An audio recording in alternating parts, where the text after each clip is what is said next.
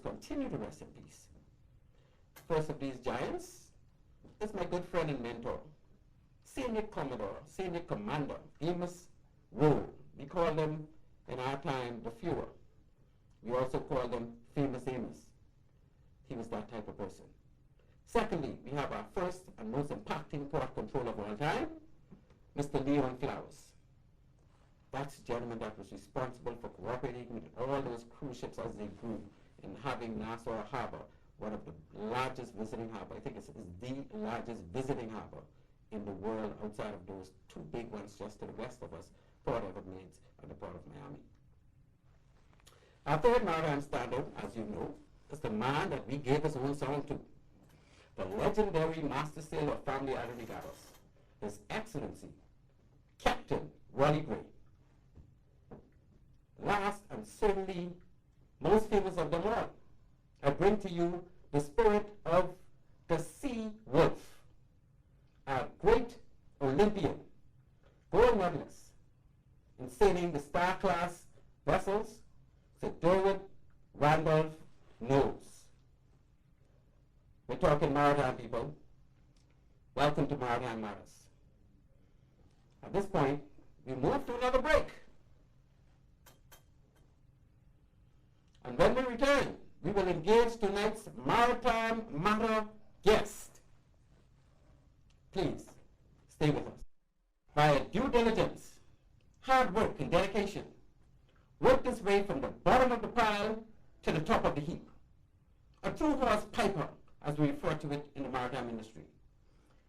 This is a brother that has, in true fashion, climbed to the mountaintop, wrestled with the Buddha Dane, and chewed on the beetle nut.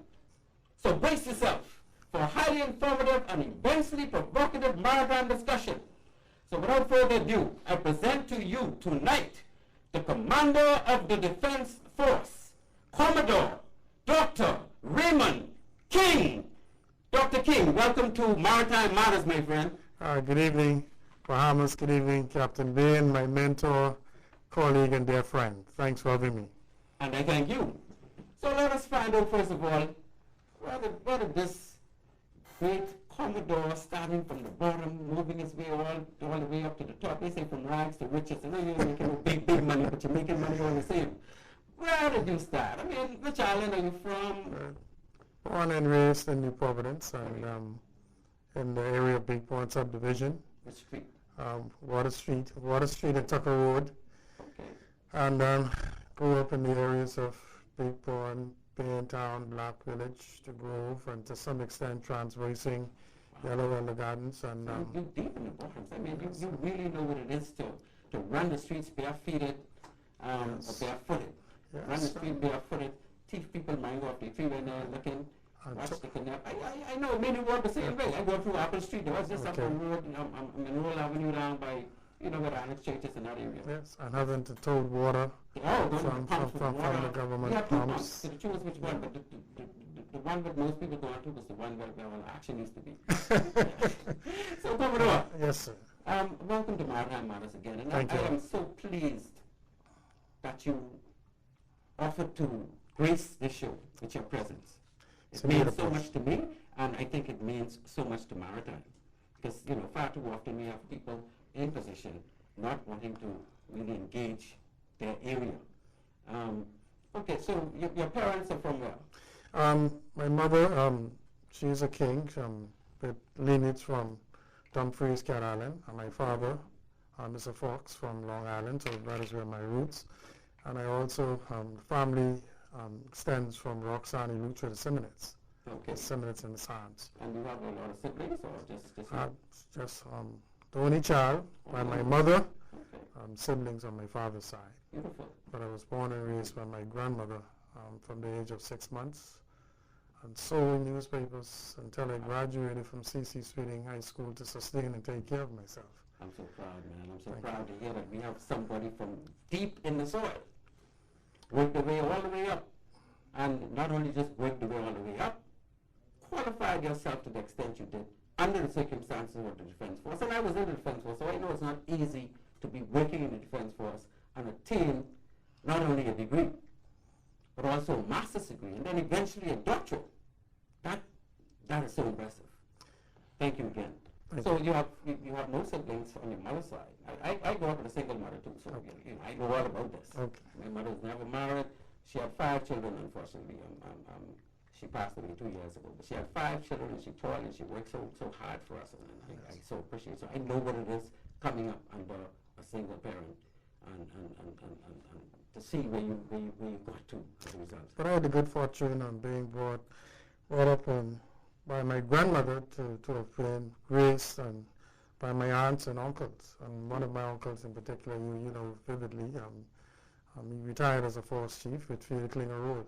Oh, that's your uncle? Yes. See, I never knew that until now. Yeah, Klinger's a good man. Yes, I have a lot of respect for him, not just me. Yes, most people in the Defense Force who was there when he was there would have very much respect for him. Yes. And as far as you have kids, wife? Wife and Frederica Lee Clark, and this year makes us 30 years of blissful marriage. Man, 30 years and counting. 30 years and counting. Before you start talking about your kids, let me just tell you something. I don't think I ever mentioned this to you before. Frederica Clark King. Yes. Mm-hmm. She is not just a woman. She is not an ordinary. I tell you, I was the captain of the Fort Montague, right? Back in the late 80s. Frederica just came with a training. It was her and a girl by the name of Turner. I don't remember Turner's first name. Deborah Turner. Deborah Turner. They came on the Montague, and Montague used to just do trips to Keyside. And it was rough. So what were we doing? We were actually, when the guys get, they get sick and they want vomit and they can't hold the wheel to do this, and they're steering. Right. We'll put them out on the Stygon in front of the Fort Montague. Because Montague never used to slap the water. Like Montague used to just rise and fall, and it was rough. So Montague was rising real high and falling real deep, and the bow would just go in the water and then come back up. And they would just hold on to that Stygon. When they feel better, we let them come back in and steer. Yes. And they were learning. Boy, and Frederica and Deborah came up, and I was like, oh Lord, I can't put these women on the Stygon, because that wouldn't be nice. So I must get to steer for this shift, right? And of course, Deborah buckled up in the corner, and Frederica took the wheel from once. I got this. Wow. And she steered that ship for almost 4 hours in the roughest of times. So she's tough. I have never seen another woman in defense force. I served with a lot of females, right? Never seen another woman in defense force been able to stand up like that in rough weather. So I never forgot it, and I just thought, I just let the world know that your wife, Frederica Clark King, is not just an ordinary woman. Thank you. Okay, so you start to say about your children. Yeah, 2 sons, one who's deceased, and 6 lovely grandchildren. Very good. Yeah, and may God bless his soul. I was at his wake and his funeral as well. And I know I haven't never lost a child as yet, and I hope I don't have to see. But I saw what my mom went through when she lost my brother. It's not an easy thing to lose a child. It was tragic. Still reflect even today. Right. So what was your first encounter with maritime activities? Actually, my first encounter was joining the Royal Bahamas Defense Force. I enlisted January 12, 1987. Did you know what you was getting into? I knew. Okay. My mind was made up, believe it or not, following the May 10th sinking of HMBS Flamingo. I was in grade 8 at the time, and I remember that incident and vividly because my uncle, he was slated to sail on that vessel, and something happened, and he missed that patrol. Wow. But following that incident, I made up my mind, and that was in 1981. I think it was 1980, that the Defense Force would be my career, to defend this country, to be a part of that organization. And many times, and I've said this in many interviews, I would find myself gazing, but drawing ships and Marines with bowls on their heads, and I'd made up my mind from then. This is what you wanted. Yes. Yeah, and you did it, and you did it well, and you still continue to do it. I thank you for giving this country that type of service. Thank you. And that was my initiation. Once on completion of training, I went into the engineering department, and I worked along with, I think, Patrick Musgrove. He may have been an AB or lead mechanic. Yes, and I was placed under his wings early on, and I can remember my first day at work, and we worked on board the Phoenix vessel, Oh, 29 Right. We worked on that. And then eventually, Force Chief Petty Officer Dan Wilson, God bless his soul, and I was drafted to HMBS Exuma. He was the best of engineers we had. And two of my mentors and my CO at the time, Commander Clarence Dean and Commander Nedley Martinborough, my CO and XO, and I was placed directly under my chief engineer, Julian Kemp.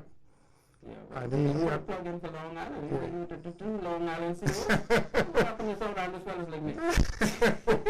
Okay, Julian Kemp, he was first of all, he was in shipwright. He was very good shipwright. He used to come on the ship to fix all the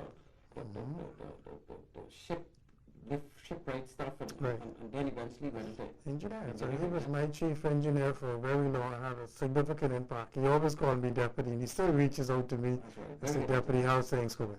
Yes, sir. Yes. Yes, sir. So, have you mentored anybody? You just mentioned your mentors. Have you mentored anybody that you are aware of? I mean, of course, people would have been watching you. Right. Anybody you can point out that say, "Oh, I watched you and you mentored me." Right. But permit me, if I may, not to overlook persons who would have had significant impact on my career. Okay. Right, including yourself, Commodore Davy Ward, Right. Commodore Roderick Bowden, Yes, sir. Former Deputy Commander Defense Force, Captain Samuel Evans, because we sailed many times together, yes. Commander Patrick McNeil, That's right. and even Captain Michael Simmons, because he was my room training instructor when I joined in '87. And those were persons who would have had significant impact on my career, persons who I would have invested in, and there are numbers. And I'm sure I'm going to get into trouble when I start calling names. They were very good standouts. Nobody can argue that. Michael Simmons, who was my PACER graduate, we graduated from RBDF in '79. Well, he was quiet and shy. When I saw Michael Simmons in the training department shouting at people, I thought I saw a different person. You know? But yeah, he's been that impacting. I say second to Scavella. What's Scavella? Okay. Yes. See, I went off to Dartmouth when entry 9 was in training, because back then we went straight to Dartmouth. I was in training one day, and I saw Scavella in action. And when I came back, I was placed on the Inago with, just about all the ratings, at least 6 or 7 of them was on entry 9, and they never stopped talking about the things that Scavella would have done, impacted them. He was very impactful. Very impactful. Training instructor, he was. But Simmons, then we got Chopper Brown, those guys, man, please. Yeah, but some persons, and I would have poured into many of the officers who now serve, particularly as the organization was preparing to receive those diamond vessels. I prepared basically all of those persons to command those vessels and to get their bridge watch keeping certificates.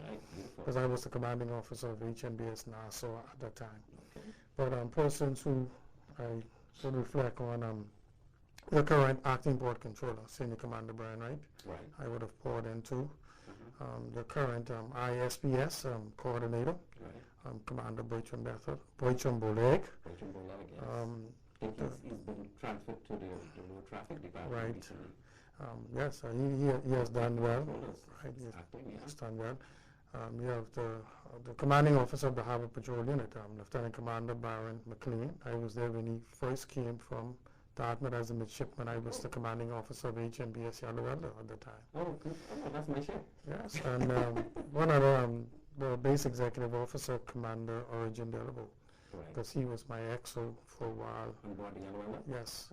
So that was some of the person, but I've poured in and developed most of the officers, including some who are at the rank of captains as we speak. That's right. And I know from experience that once you move along and you work diligently in the defense force, those below you that serve under you and those around you, they watch you. Yes. And if they very easily draw to you as a mentor, if you're really doing some good things. So I know exactly where you're coming from. Is there a most memorable moment you had along the air, say a big arrest or something in the defense force so far or in maritime period? Yes, one incident that comes to mind. When I was commanding officer of Nassau, we had received some intel and we moved towards Quinchas Key. And there were 4 Dominican fishing vessels, and it was just prior to sunset. And as we approached, they all went into darkened ship. They turned up their lights and just went in different directions. The intent was to try to get to cross the old Bahama Channel to get into the jurisdiction of Cuba. Right. And we had to decide which vessel. Well, I looked at the largest vessel, which I figured would have been the mother ship with the most fishery products. Right. And that arrest was a difficult one because they weren't cooperative. We lodged our seaboat. They threw outboard engines, everything at the seaboat crew to try to keep them off from boarding the vessel. They even got to a point whereby they engaged the seaboat with gunshots. Oh, really? We then engaged that vessel with warning shots, and then we fired directly into the bridge to get them to stop. But what they did during that time to really try to dissuade us from making that arrest, there were some Dominicans who actually jumped overboard. And so now we're in the middle of the old Bahama Channel, essentially. After we would have arrested the vessel and secured it, I was determined. We went into deck silence, and I listened for those faint cries for help. And I gave thanks, and we maneuvered that vessel strategically on the reciprocal heading that we came from. And thank God I was able to save all 7 of those Dominicans. And thank God that the weather was calm. And I was able, under pitch darkness, I was able, because one of the worst things you could expect the world to hear is that for a fishing arrest, persons would have lost their lives. And I was able to save all 7 of those Dominicans. So that comes to mind as one of the memorable events that I would have been a part of. That is amazing, Commodore. Sometimes people don't understand how different the news could come if something was to go wrong. Yes. And if you didn't take that time out in the pitch of night, pitch dark, to find each and every one of those divers, and of course they're strong swimmers, but they don't have a chance in the middle of a Santo Channel in the middle if you didn't find them. Right. If you didn't take the time out and to withhold from actually shooting, I mean, in my days on the defense force, I tell you, that couple would have been dead, right? Because if you shoot at us, we're going to return fire in a heavy way. Yeah. That's what military, that's what we used to do back in the day. But we learn as we go. But the procedures really changed following the Flamingo incident, where all of our policies and standing orders and procedures were looked at and revised, and different procedures were put in place. But I always guided commanding officers, regardless of what standing orders say. You are on scene. Yeah. You have to make a call that you're prepared to live with and to defend against or in front of a jury of your peers. You simply have to act in good faith and be able to substantiate why you would have made the call that you would have made, because it's a situational call, and we move from headquarters and Coral Harbor Base. Even though we are aware of what the situation based on your reports coming in, but it's nothing like you making that command call on scene real time. Yeah, and that's what leadership is all about, and that's what the men look to you to do. Yes. You got to make that call. So the fact that you was able to withhold from really mashing up that ship and take your time and seek out those men in the water, it really stands for somebody that has their head together in difficult times. So congratulations. Thank you. But that brings to mind an incident that I was in on the defense force. And this was my first captain after I came back from Dartmouth was Lieutenant Jackson Ritchie. Guy never slept. Okay? So we came across this cabin cruiser one night, and they had 2 people, an old man and his nephew. Okay. And while we didn't find any drugs on it, just walking on board the vessel, you almost get high, because you could smell that it had a lot of drugs, right? So next morning we decided we're going to hold them in that area, and we're going to say, this on the western side island was William and Billy Island. So we pursued and we searched the 2 kids. I went one way to Williams Island, and Talos was there, so Talos Preston, he went the other way. And we were supposed to meet in the middle once we finished searching. And he called on the radio at one point and said, hey, we found it. But before he called, the old man was with me and Slave Roll, and I ain't calling the next person's name, right? And we got upset because the sun got hot. And we were like, hey, why are we every time you step, your foot bog? So we got in the dinghy, we all got in the dory. And we thought we were Brahmin and telling pull us. We didn't know about that, right? So he pulled and then every now and then somebody lashed him with the rope and he tried to stop. Because we figured you get us over here and all this heat. We didn't know about, and I shouldn't say this on national radio, but that's what we did, right? And so when we got back to the Inagua, Richie looked at the guy and he said, man, what y'all do then? Right. I said, can't people want to do it? Because you know he didn't want to talk. So as far as I know, I watch, I can't say some of the things I watch Jackson Richie do, right? That caused me to get fired up to do things like this. And what happened was they found the drugs, we came back, and then we got to Prince George Wharf. Everybody waiting, ambulance, because the fellow, I found out when the nephew came on board, he said, oh, what y'all doing, uncle? So he's diabetic, he's this, he's that, he had all kind of pills for his uncle to take.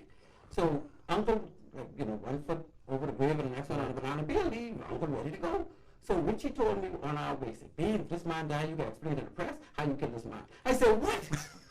Man, I couldn't believe what I was hearing. I was like, what are we supposed to do, I felt a little better when we got to Nassau. He went in the ambulance and Commander Amos Rollers on the dog. And he put me aside, bam! So I wasn't scared, just a few were calling me, right? And he said, tell me what happened. I told him, I said, well, I'm Commander, we did this, we did that. And then he said, well, anyway, we keep our fingers crossed. I said, but look here, you don't just go around beating people when you have them under arrest.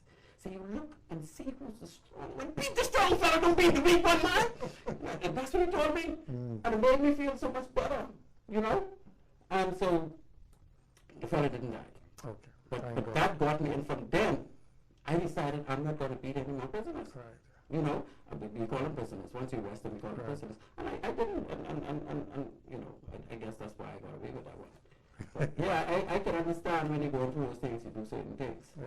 So what was your biggest obstacle as far as that you encountered on your journey to being Commodore in the Defense Force? One would have been, we came through a period, and you can relate to it, where given the macroeconomic conditions in the country at the time, their promotional exercise came like once every 3 years. It was longer than that in some cases. Right. And if you missed the one that came, so when I share with persons that I waited on average in some cases almost 6 to 7 years before each promotion, but I continued to work, I continued to serve, and I did it all in good faith. And there were some appointments late in my career which seemed to be regressive in nature, but the message I always share with officers and Marines, I never became angry or bitter any appointment I got, because there was always something to learn from that appointment. And all of that experience, knowledge today, I'm able to use in making better and informed decisions, because I never challenged any appointment I was given. I went and I served faithfully. He was very gracious, but I started to challenge him like mine. Right? No, at one point I just tell people I can be senior lieutenant for life. Because I was the most senior lieutenant in the force. I remember. For a long time. And they decided they could send me to the port. Actually, I'd already planned to leave the following year. I was just too frustrated. I couldn't take any more of that, right? And since they sent me to the port department, I didn't leave anymore. I just got into it. And, so that's just the way it panned out. But the Defense Force, as I know it, Commodore, is no longer a righted ship. The Defense Force is in a list. And it's almost an lull. The list is when you lean to one side and then you can come back and lean to the next side. But it's almost an lull where you go to one side and stay.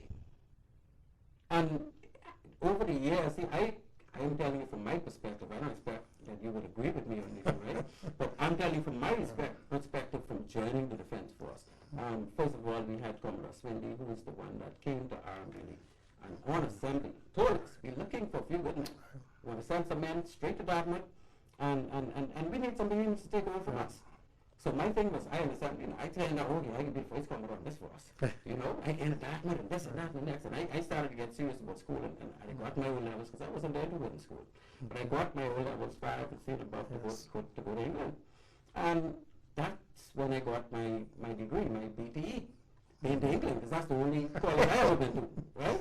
So I got my BT, came back, and Swinley was gone. So Belton, Commodore Belton was the next Commodore down the line, right?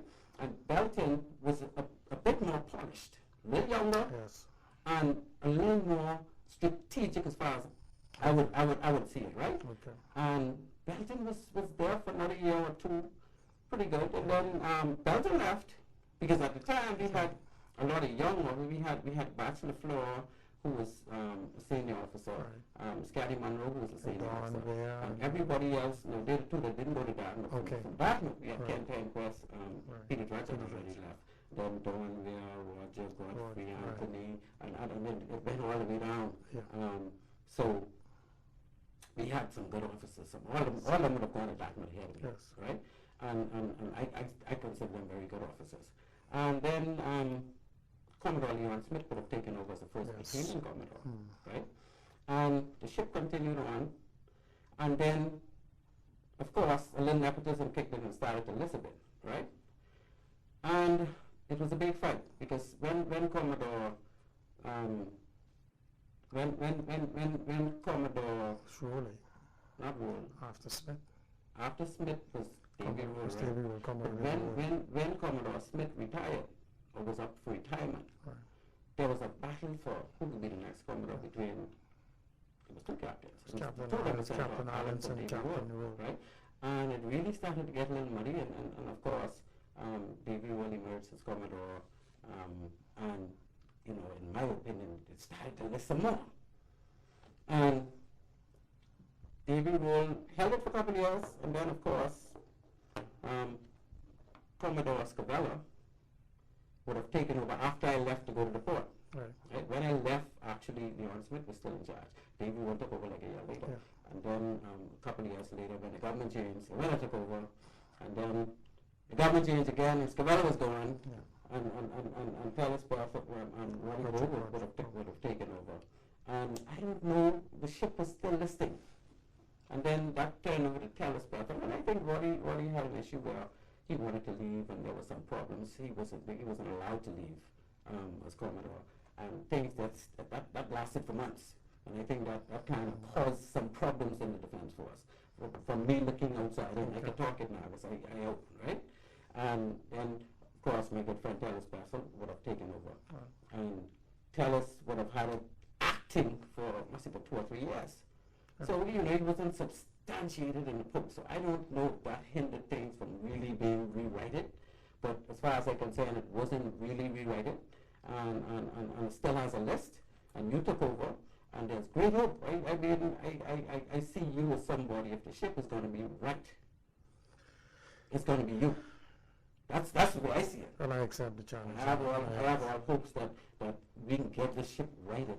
And when I say get the ship righted, I don't want to go into any details of what people may or may not have done, but really and truly,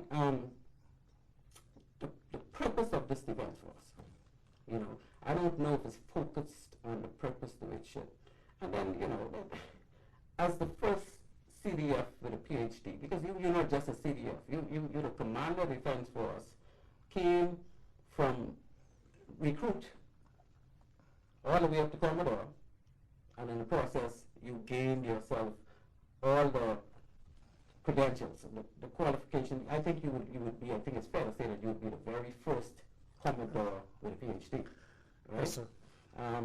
Do you see that as the trend for the Defense Force moving forward, as far as saying, Commodores would be looked at in a better light if they have a PhD or a person to be promoted to Commodore?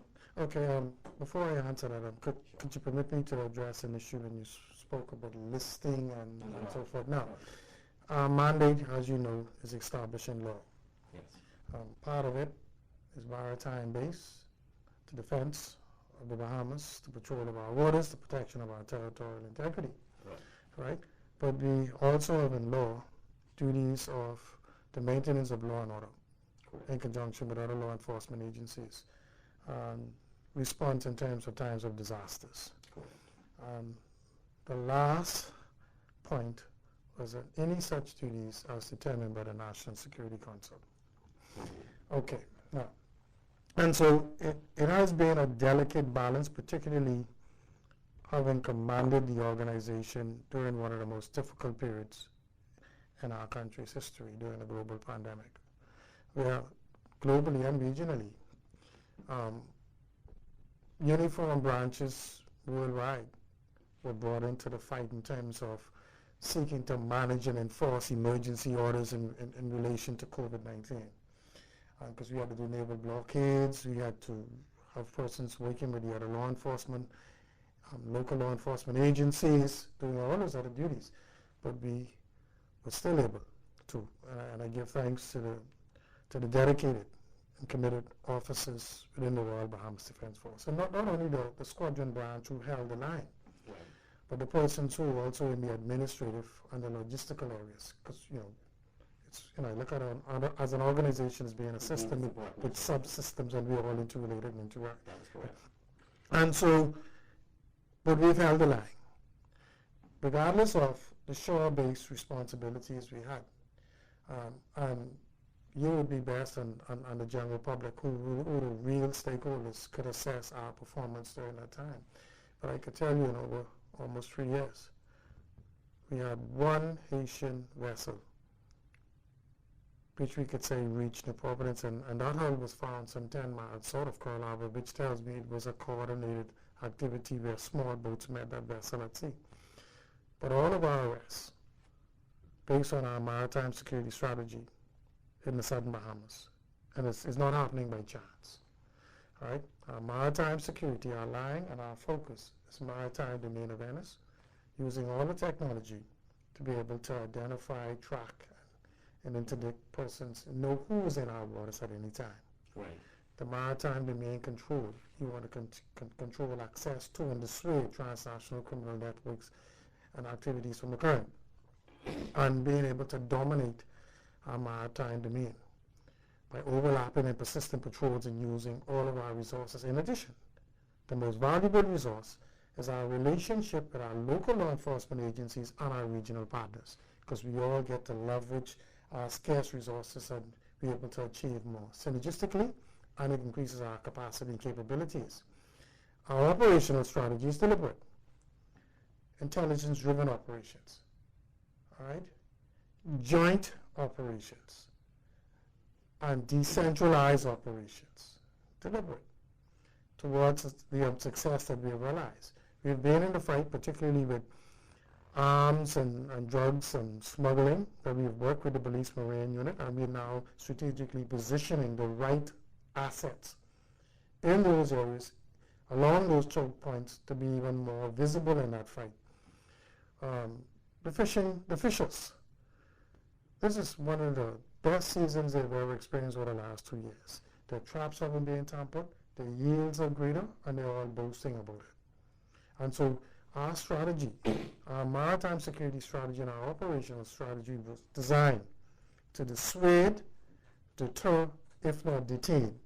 And we have been deliberate in those efforts. So we've been able to balance the shore-based responsibilities with our maritime responsibilities, and I give thanks and recognize the hard work of the officers and Marines within the organization. We've been able to do that. The current ministerial leadership is seeking to withdraw us from a lot of these shore-based activities in order to facilitate the decentralized, because we're looking to really fully decentralize throughout the length and breadth of the Commonwealth of the Bahamas. That is our intent. Now, with respect to one's personal academic achievement, you and I know quite clearly and vividly that the only academic requirements for the Royal Bahamas Defense Force is the basic 5 PGCs to join, to become an officer. In our day it was GCEs, but now it's PGCSEs, and it's 5, C and above. Nowhere else in our orders it speaks to personal academic accomplishments being a criterion for advancement. What is more important, and it's a delicate balance, and I'm not downplaying the success of having all of these degrees, but we must remember that the appointment to command the Defense Force is driven by the National Security Council, of which the Prime Minister is the chairman, which includes the Minister of National Security and 1 or 2 other select persons. All right? but one's professional military education and experience, your organizational leadership, your command philosophy, your command priorities, your institutional knowledge. All of that comes into play. And what I believe moving forward in the future, because the force, Captain Bain, is a well-educated force and would be new when we joined when I joined 35 years ago. We have a plethora of persons with master's degrees, up to master's degrees. We do. They did that by way of the force, or they did it on their own? Some persons, and to be honest with you, some persons did it on their own. Some were fortunate to be granted in-service study leave. For me, I've never had the opportunity to be afforded study leave. Every time I applied, it was denied, but I invested in myself. So my associate's, bachelor's, master's, and doctoral degrees was funded from my whole sole disposable income. Okay. I was always denied. But what you would find is that, and we have a number of professionals in the service. We have doctors, we have lawyers, we have marine surveyors, we have casualty inspectors, port state control officers by virtue of our relationship with the United States government and the Bahamas Maritime Authority to get those opportunities, and persons have invested in themselves. So we have a highly educated workforce. But I don't think just having a PhD will be a single criterion to separate an individual. It's a balance between having that academic as well as that solid grounding in a professional military education. Now, if you happen to have a master's degree that is in the area of naval studies, military studies, national security studies, I feel as though those persons with those degrees that are really applicable in terms of what we do may be considered. But again, it's a balance of having that institutional knowledge, your performance, your conduct, your command philosophy, your organizational leadership, all of that, along with your personal and professional academic accomplishments. But again, it's the National Security Council and the Cabinet of the Bahamas who determines. And so I think I could say I've been blessed with this opportunity to have had that diverse and that dearth of experience, education, experience, knowledge from having worked my way from the bottom. So I'm grounded institutionally, and I invested in myself personally to get those degrees, and I think it all came together to make me a suitable candidate when that decision was made. And so it's not just getting a doctoral degree or even a master's degree, it's the applicability and so much more. And you and I know when we determine who should be considered to become an officer, we look at certain qualities, character, conduct, performance. There's so much more we look for, but I think the doctoral degree has some relevance, but those master's degrees in those strategic security studies will carry significant weight, because not everyone will ascend to the doctoral level. It's a small percentage of persons who will ever reach this level, but you have a large number of persons who would have acquired master's degree, and our organization is better off today because we're able to make more quality decisions, more informed decisions, and everyone now is considered a thinker. My vision is to create a professional and high-performance workforce focused on performance excellence. Performance excellence, you know what it means? Continuous improvements. So I'm asking persons to think, let's improve our processes as we go. So as we become better and the organization becomes more agile to the security environment that is becoming increasingly volatile, uncertain, complex, and ambiguous. Very good. Well, it's a long answer. I don't know how to address that. But I'll tell you, Commodore, I said to you earlier I have my BTE, right? And that's all I have. But it's a privilege and pleasure because there's only a certain number of us who have had the opportunity to train at that established and distinguished Naval Academy, to Britannia Royal Naval College, there's only a few of us, But with my BTE, there were many like me. There was the Donald Wares and James Wallaces and Harvey Sweetings and you name it. I mean, we can go on and on saying who went to Dartmouth, got their BTE, never went to university. Right.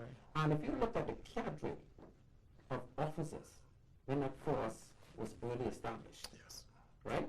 Anthony Allens and Roger Rose and Jackson Ritchie, you know, right? Yes. Compared with the cadre of officers at the top today, a lot of people will agree with me that it's like night and day. These people have master's degree and maybe one or two get doctorate and they feel like because I have this degree I'm supposed to be 4 rings or 3 rings or whatever. But you put them on a ship to run it. And some of them, they can't believe it. And that is why I spoke about the command opportunities, the command presence, organizational leadership. I was entrusted with command at all levels, from the people when I returned, and we made a lot of mistakes early on, but I never made the same mistake twice. And I've commanded, and those that I wasn't fortunate to command because I had other seniors ahead of me, I served as the executive officer or the operational officer, and I actually ran the ships. All of his operations, driving, ship handling, everything. You did that. I was fortunate. You did that, but that doesn't mean the larger body of top echelon did that, right? I agree. And I'm saying to you that back in the day, the officer that trained at a very young age, like 18, the average age was probably about 20. When they went off to Dartmouth, straight off to Dartmouth, right? And that officer came back with his BTE. Now, he is poised, right, to do a lot of things. Now, when you compare that officer who stays in the force and moves up the ranks, never go to university to do anything because that ain't necessary, right, with the officer that joined the Defense Force and probably didn't go off to Dartmouth until they was in their mid-20s, late 20s, and they was able to go to the university. I don't know anybody who fails a bachelor's degree, right? Or even fails a master's degree. Once you do it and you pay for it, you get it, right? I'm not impressed by that. I'm impressed to some extent, but I don't have anything, and I think I can handle any one of them. But now you understand why I gave you the response I did. You did give me that response, but I'm only trying to, I want to point out something. Back in the day when the Defense Force was younger, and we had such officers that went off at a very young age because they came out of high school highly qualified, right? And they went off to Dartmouth and did well. Those officers back then, in my opinion, were far more quality than the officer. No, I'll say this to you, Captain Bain. In fairness to the officers now who are commanding the ships now as we speak. Right. The statement you made, when I first returned, and Don Ware and Roger, all those, they were commanders, and they were well explained because I learned from all of you, right? If you could recall, my bridge watchkeeping certificate required almost 4 of you submitting a recommendation for me because I had sailed on almost every platform and almost every seal. I wasn't stationed on any particular vessel to earn that, if you could recall. Now, if you ask me now if I ever thought that I would be where I am today given those senior officers and the cadre of officers then who I met, I would tell you I would have never dreamt it. However, we have a cadre of officers now who are moving those ships that I think that you're probably not aware of. We have a very good core of experienced young officers who are now moving those ships who are quite competent, right? And we're seeking to reinforce and even develop them further through our sea training program.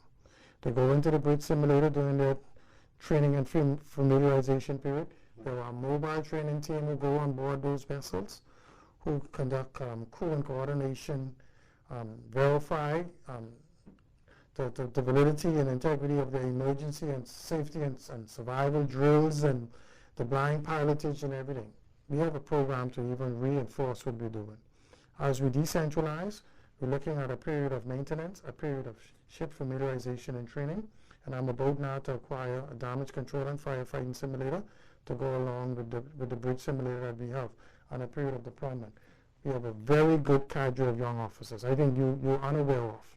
Right. who are now moving those ships, and they're going to be very young. They're going to be very good as they continue to develop further. That's very good. And I want to ask you a question, but I wouldn't do so now, pertaining to that type of thing. As far as preparing these young men, the ratings and the officers, so that at the end of the day, when it's time for those officers and Marines to retire, they're well equipped and well qualified to be able to move into the workforce and really give what they have. But I have to open the lines to my listeners. We haven't started this thing yet, but sometime we need a show that is twice the length. Yes. We only got about another half hour left, so I'll open the lines and I'll continue the questions if we don't have any questions coming from outside. We would now move to our last break of tonight, and with my engineer extraordinaire, we will be right back. We're talking maritime, we're talking Royal Bahamas Defense Force. My special guest tonight is none other than the person at the pinnacle, the Commodore, Commander of Defense Force, Dr. Raymond King. Thank you for continuing to listen with us.